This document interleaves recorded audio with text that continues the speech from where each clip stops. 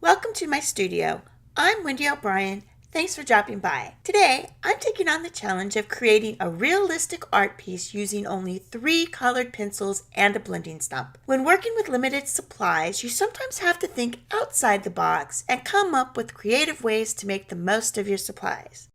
Since my pencils were limited, I decided to use toned paper to be able to build up additional values that would not otherwise be available to me. This in turn limited the type of texture that I was going to be able to achieve. I used this to my advantage and decided to go with a vintage, grainy, photographic appearance when looking up close, but realistic when looking from afar. This is a nod to the old masters, where when you look at their work up close, you don't really see the beauty of the picture, just the brush strokes and paint colors. You really don't get to fully appreciate the piece until you step back and look at it from afar. That was my goal for this piece. So I decided to use Strathmore toned tan paper and Polychromos black, burnt umber, and white. I chose Polychromos because of their makeup and the fact that they are a transparent pencil and are able to move around the paper easily with blending stumps. I used the paper color as a mid to mid-light tone and based everything off of that. I started with the burnt umber and blocked in my darker areas. I built up my color and blended it a bit to smooth things out. I continued to build the color,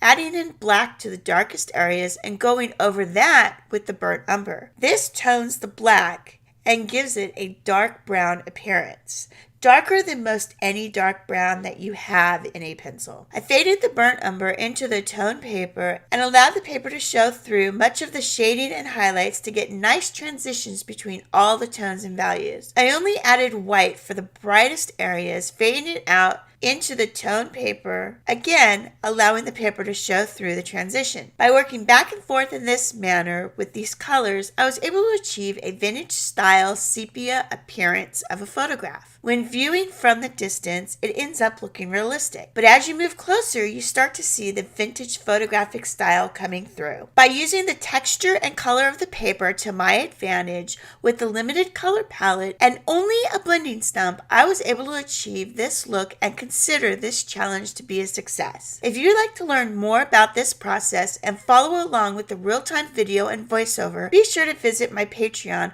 where I share with you my techniques using colored pencils, pastels, graphite, and more. Be sure to give a big thumbs up if you like this video and let me know in the comments what you think and if this is a style or challenge you would try. Until next time, keep on arting. Bye!